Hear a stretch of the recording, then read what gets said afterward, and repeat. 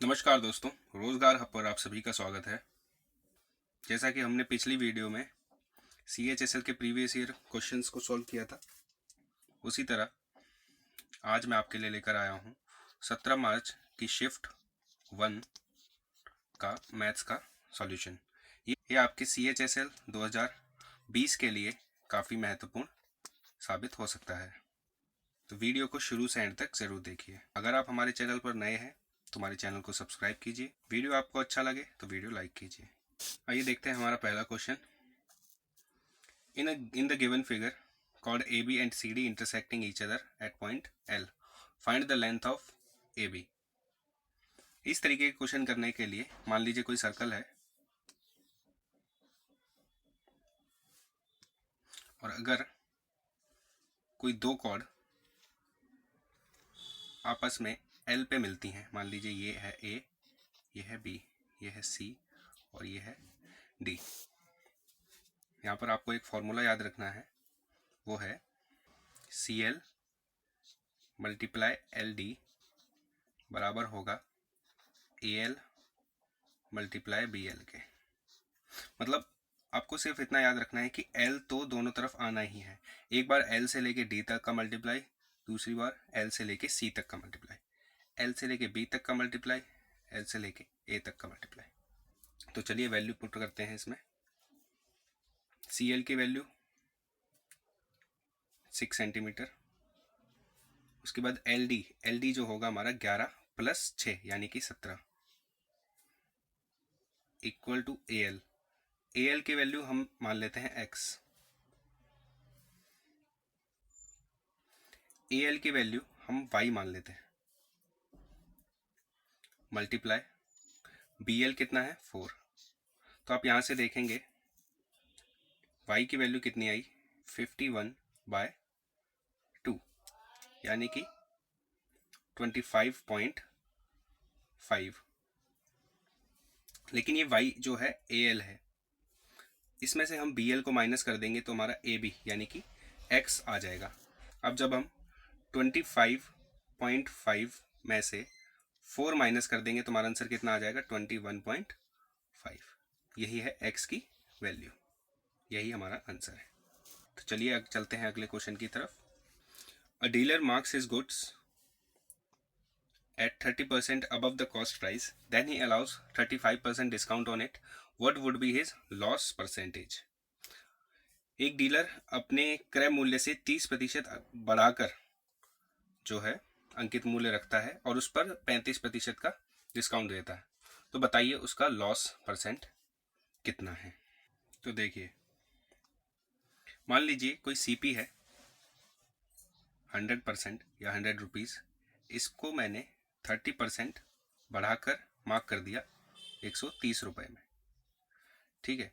उसके बाद मैंने इसमें डिस्काउंट दिया 35% का, तो यहाँ पर SP आ जाएगा।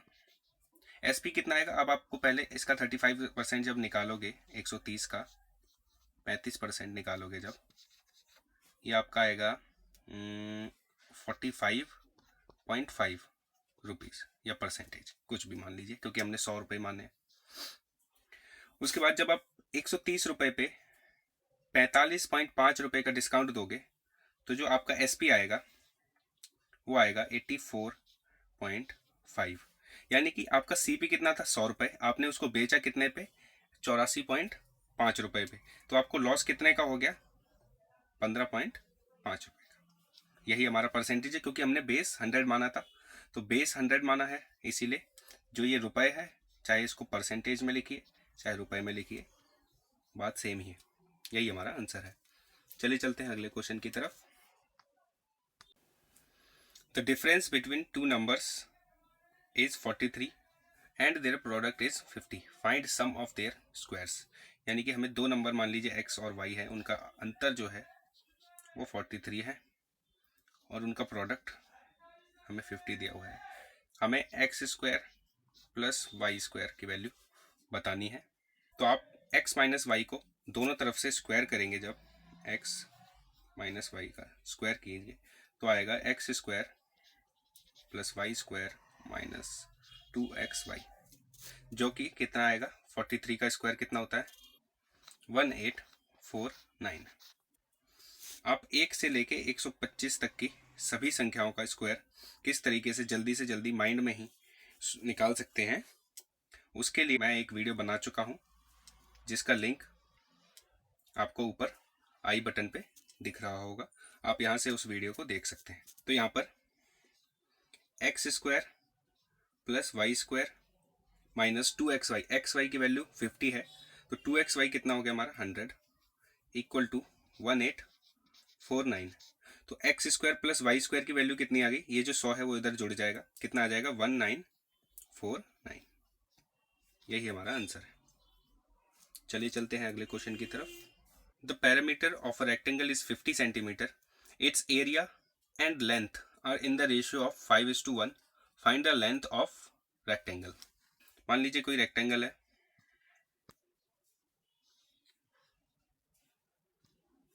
ये इसकी लेंथ है और ये इसकी ब्रेथ। तो ये क्या होगा? ये भी b के बराबर होगा और ये भी l के बराबर होगा। तो इसका पैरामीटर कितना आएगा? 2l प्लस b, जो कि हमें कितना दिया हुआ है? 50। तो यहाँ से l प्लस b कितना आया?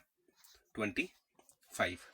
लेकिन यहाँ पर हमें lb अपॉन l दिया हुआ है 5:1, यानी l से l कैंसिल, तो b की वैल्यू यहाँ से कितनी आ गई? 5। तो जब आप b की वैल्यू यहाँ पुट करोगे, l प्लस b यानी कि 5 इज इक्वल टू 25, तो यहाँ पे l कितना आ जाएगा आपका? 20। यही हमारा आंसर है। चलिए अगले क्वेश्चन की तरफ चलते हैं।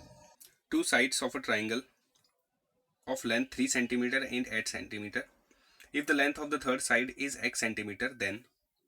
तो यानी कि जो पूछ रहा है x की जो रेंज है वो कहाँ से कहाँ तक लाई करेगी। तो आपको पता है कि जो तीसरी साइड होती है वो हमेशा छोटी होगी किससे? दोनों साइड के सम से, यानी कि 8 और 3 से, 8 प्लस 3 से ये जो है छोटी होगी, और बड़ी होगी हमेशा किससे? 8 और 3 के डिफरेंस से। यानी कि जो x होगा वो कहाँ लाई करेगा? वो हमेशा 5 से तो बड़ा रहेगा और 11 से छोटा रहेगा। यानी कि जो तीसरी साइड है त्रिभुज की वो हमेशा 6 से लेकर 10 के बीच में कोई भी साइड हो सकती है। 6 सेंटीमीटर भी हो सकती है, 7, 8, 9, 10 इनमें से कोई भी हो सकती है। तो हमारा आंसर यहाँ पे क्या आ जाएगा? 4th। एक्स की वैल्यू रेंज कहाँ तक है? 6 से लेकर 10, यानी 5 से बड़ी और 11 से छोटी। चलिए चलते हैं अपने अगले क्वेश्चन की तरफ। What will come at place of x where x is less than 10 for, ये जो हमारी इक्वेशन दे रखी है इसमें हमें x की वैल्यू निकालनी है। चलिए देखते हैं कैसे इसे सॉल्व करेंगे। ऊपर वाले टर्म को जब आप सॉल्व करेंगे तो 132 डिवाइडेड बाई 12 यहाँ पे आएगा 11, मल्टीप्लाई x माइनस 3 3 जा 9 अपॉन 5 का स्क्वायर 25 माइनस 6 चौक 24, 25 में से जब 24 आप माइनस करेंगे तो आएगा 1 प्लस एक्स स्क्वायर, जिसकी वैल्यू दे रखी है हमें 1। तो जब आप इस इक्वेशन को सॉल्व करोगे तो आपको मिलेगा X square plus minus 11x plus 10 equal to 0। फिर आपको इसको फैक्टराइज करना है। फैक्टराइजेशन आप जब आप करोगे तो x minus 1 x minus 10 equal to 0। तो यहाँ पे x की दो वैल्यू आ रही हैं, एक तो आ रहा है x इक्वल टू 1 और एक आ रही है x इक्वल टू 10। लेकिन x 10 ले नहीं सकते क्योंकि x जो है 10 से छोटा है, तो हमारी x की वैल्यू क्या आ जाएगी? 1। यही हमारा आंसर है। आई होप आपको ये समझ में आ रहा होगा। आप इसको पहले खुद से सॉल्व करें, उसके बाद सॉल्यूशन देखें। चलिए चलते हैं अपने अगले क्वेश्चन की तरफ। How much should be added to each term of 4:7 so that it becomes 2:3। 4:7 में ऐसा क्या जोड़ दें जिससे कि जो रेशियो है वो 2:3 हो जाए। अब आप हर एक टर्म में जब इक्वल अमाउंट जोड़ोगे तो उनका जो डिफरेंस है वो पहले भी सेम था और अब भी उतना ही रहना चाहिए। तो पहले डिफरेंस कितना था इनके बीच? 3। पहले इनके बीच डिफरेंस था 3, अब इनके बीच डिफरेंस कितना हो गया? 1। तो उस डिफरेंस को इक्वल करने के लिए आपको इस रेशियो को 1 से मल्टीप्लाई कर दीजिए, इस रेशियो को 3 से मल्टीप्लाई कर दीजिए। उसके बाद हमारे पास जो रेशियो बचेगा वो बचेगा 4:7 और 6:9।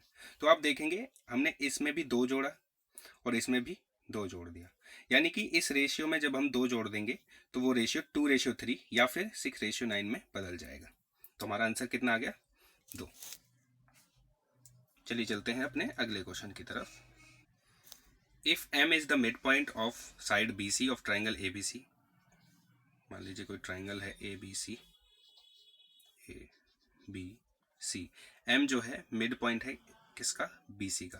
ये मान लीजिए यहाँ पर m है, ये मैंने AM को मिला दिया। तो ट्राइंगल जो ABM है इसका हमें एरिया दिया हुआ है 18 centimetre square, 18। Then find the area of triangle ABC, इस पूरे ट्राइंगल का बताना है एरिया। तो जो M है वो BC को क्या कर रहा है? बाइसेक्ट कर रहा है, यानी मिड पॉइंट है।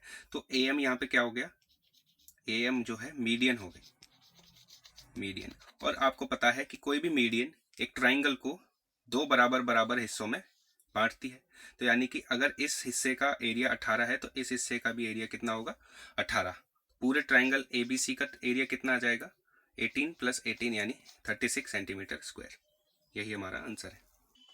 X and Y together can finish a piece of work in 15 days. Y alone can finish the work in 40 days.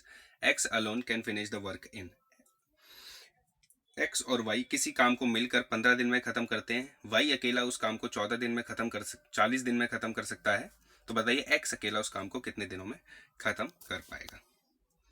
यानी ये कहना चाह रहा है कि X + Y है वो 15 दिनों में काम ख़त्म करता है और Y अकेला 40 दिनों में काम ख़त्म करता है। यहाँ से अगर हम टोटल वर्क निकालें तो इन दोनों का LCM आएगा। इन दोनों का LCM कितना आएगा? आपको पता है 600। 600 मान लीजिए LCM है। तो ये दोनों मिलकर एक दिन में कितना काम करते हैं? 40। और ये अकेला एक दिन में कितना काम करता है? 15। तो यानी कि ये एफिशिएंसी है X + Y की और ये एफिशिएंसी है Y की। तो यहां से अगर मैं X की एफिशिएंसी निकालूं तो वो आएगी 25।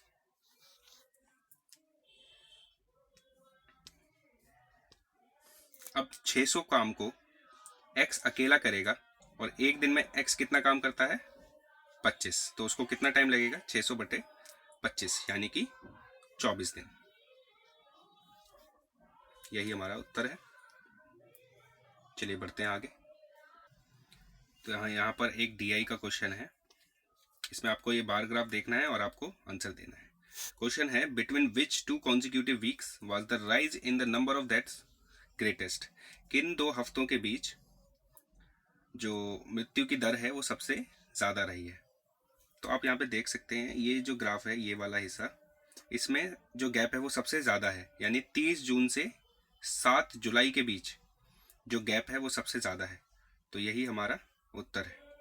आप देख सकते हैं इनके बीच में अंतर काफ़ी ज़्यादा है। आप वीडियो पॉज करके दोबारा भी देख सकते हैं। तो चलिए अब चलते हैं अपने अगले क्वेश्चन की तरफ। cos 30 - sin 30 upon sin 30 + cos 30। ये तो सीधा सीधा क्वेश्चन है, आपको सिर्फ वैल्यू पुट करनी है। cos 30 की वैल्यू होती है √3/2 माइनस sin 30 की वैल्यू होती है 1/2 अपॉन sin 60 कितना होता है? √3/2 और cos 60 कितना होता है? 1/2। तो आप देखोगे ऊपर आएगा √3 - 1/2 और नीचे √3 + 1/2,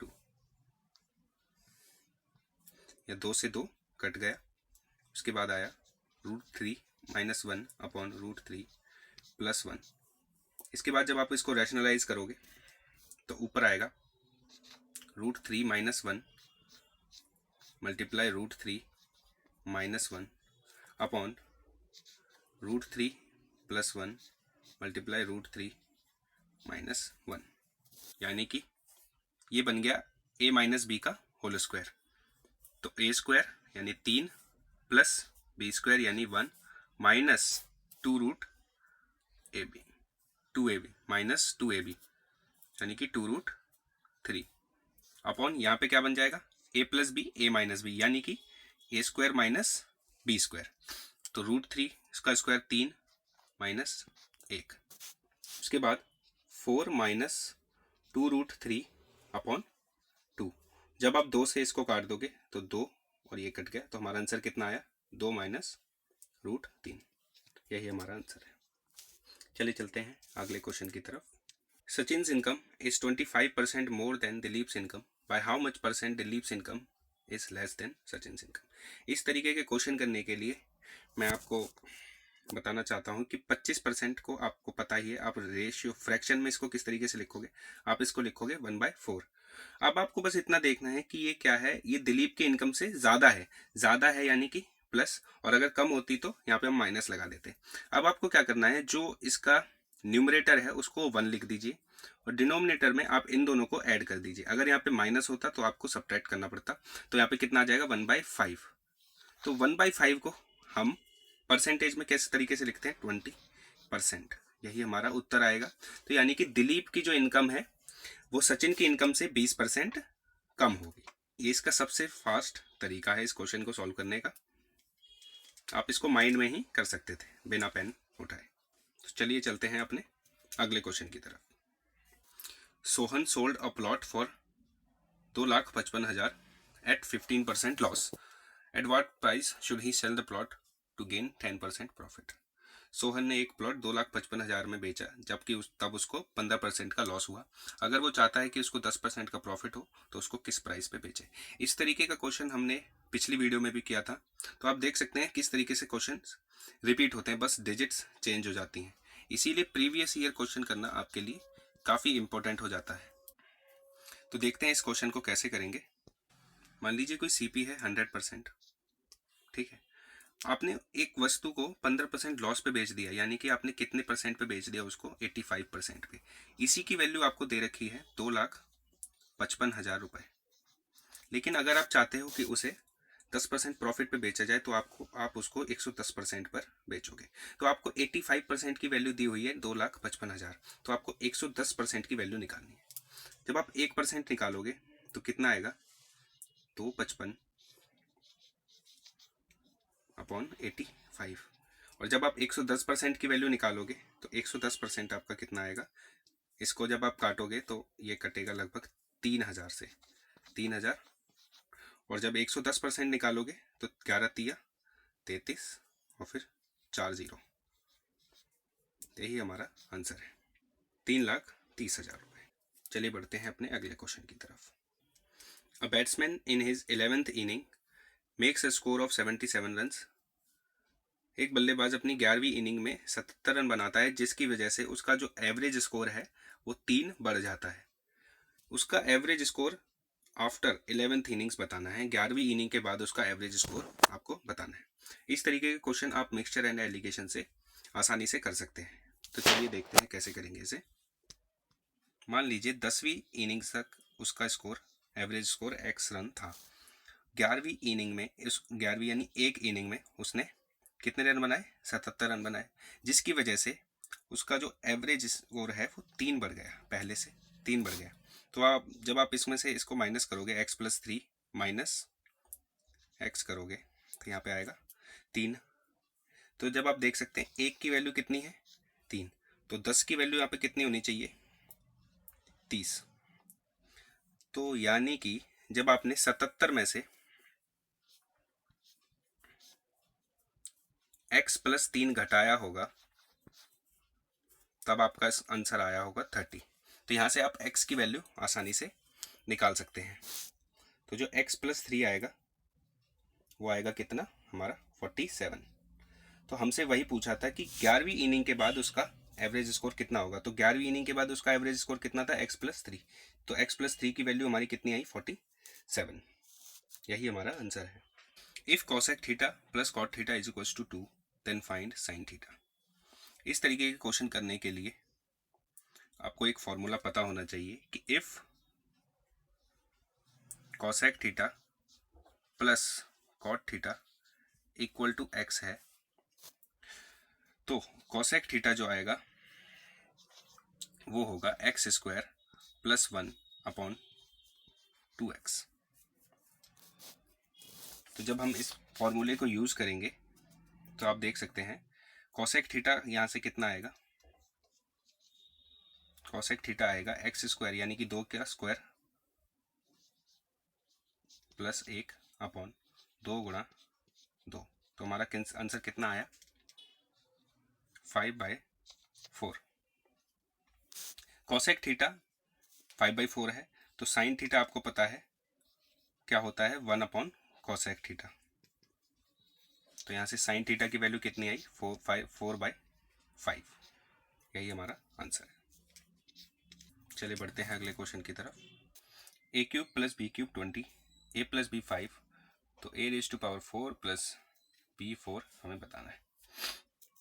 तो देखिए हमारे पास दो इक्वेशन है, दो वेरिएबल है, तो वैल्यू पुट तो हम कर नहीं सकते, हमें यहाँ पर इनकी फिक्स वैल्यू है। तो अब हमारे पास इसका क्यूब करने के अलावा कोई ऑप्शन नहीं बचता। तो जब आप इसका क्यूब करोगे, a + b का क्यूब करोगे, तो आंसर आएगा a³ + b³ + 3ab a + b। a + b का क्यूब करोगे तो आप कितना मिलेगा आपको? 125।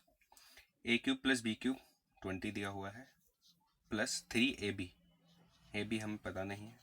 उसके बाद a + b की वैल्यू कितनी है? 5। यहाँ से जब आप ab की वैल्यू निकालोगे तो ab की वैल्यू जो है वो आपकी आएगी 7। उसके बाद हमें a⁴ + b⁴ चाहिए। तो उसके लिए हमें a² + b² भी पता होना चाहिए। तो हम क्या करेंगे, इसका स्क्वायर करेंगे। तो a + b का स्क्वायर किया तो क्या आया? a² + b² + 2ab। तो a + b का स्क्वायर किया 25 equal to a² + b² + 2ab। ab की वैल्यू 7 है तो 2ab 14 हो जाएगा। तो यहाँ से a² + b² की वैल्यू कितनी आई? 11। उसके बाद जब आप a² + b² का भी स्क्वायर करोगे, यानी कि a² + b² का स्क्वायर किया आपने, तो आपको मिला a⁴ +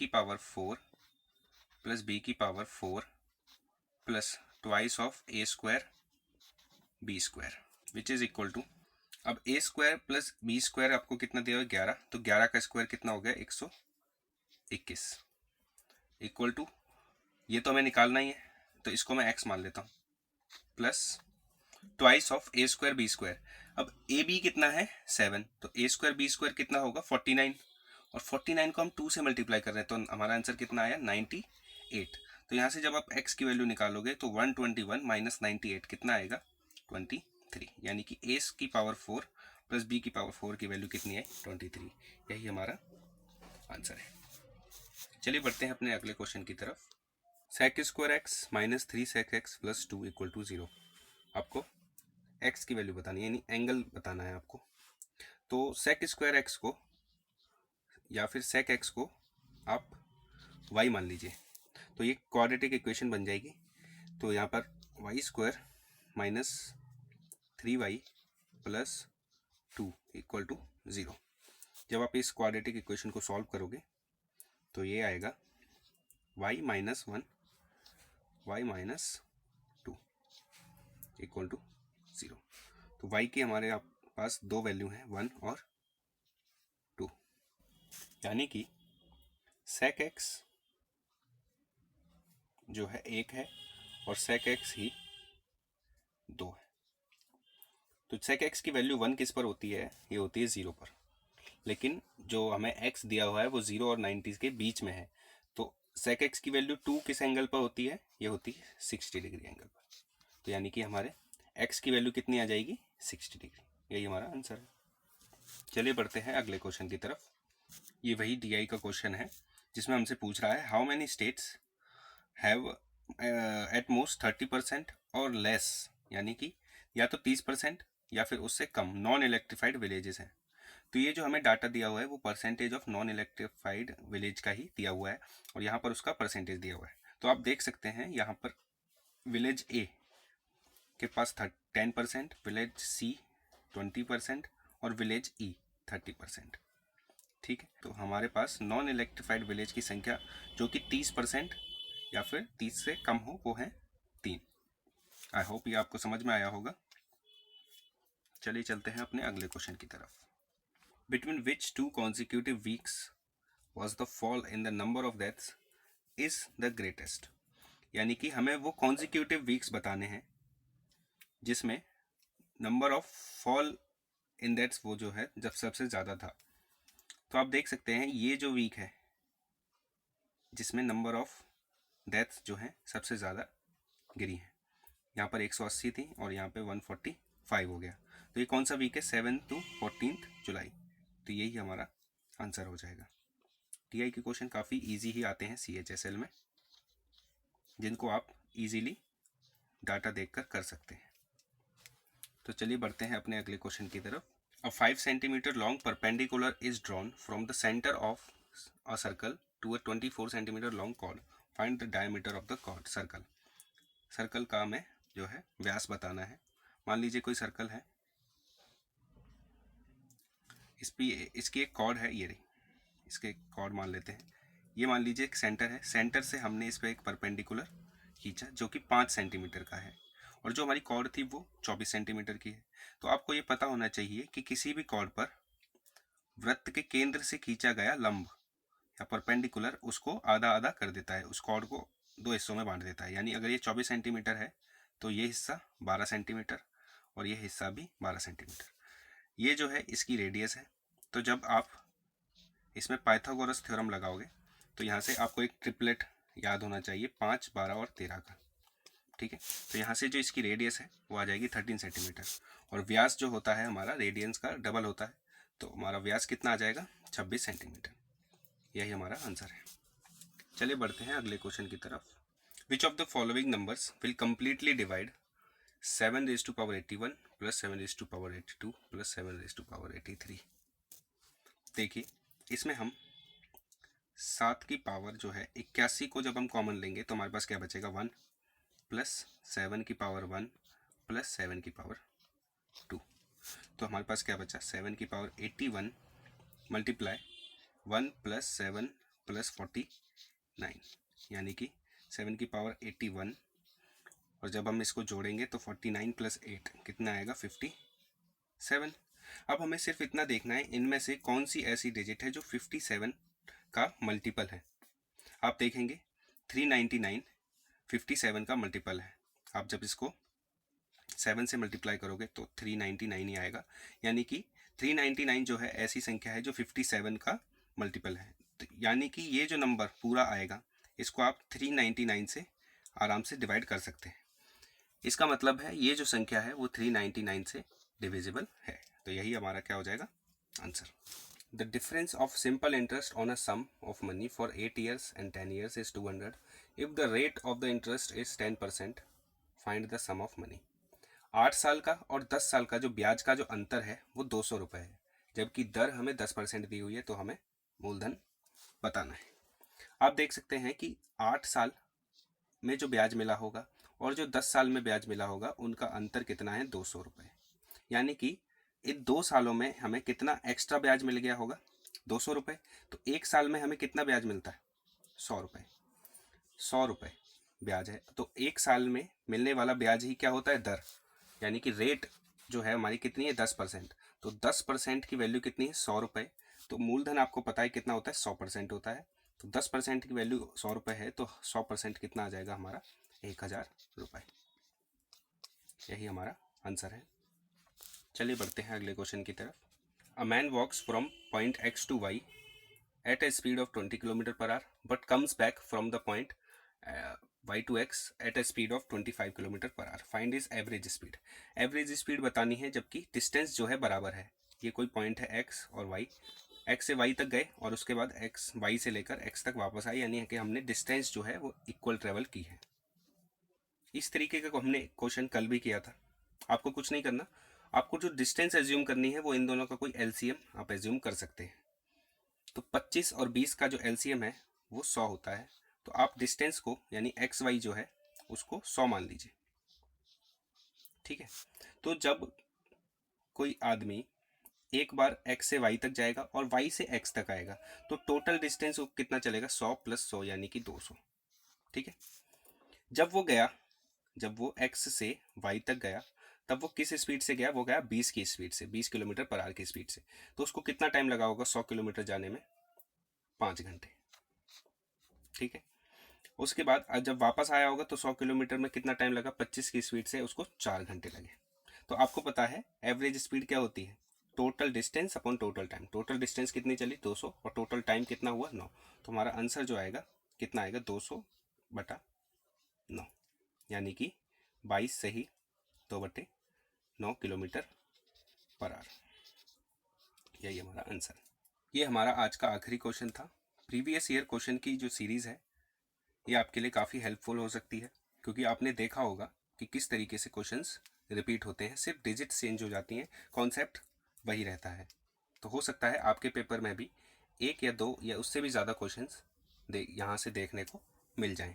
इसी तरीके से आगे और प्रीवियस ईयर क्वेश्चंस के सॉल्यूशन लेने के लिए हमारे चैनल के साथ जुड़े रहिए। अगर आप चैनल में नए हैं तो हमारे चैनल को सब्सक्राइब कीजिए। वीडियो आपको अच्छा लगा हो तो लाइक कीजिए और अपने दोस्तों के साथ शेयर कीजिए। धन्यवाद।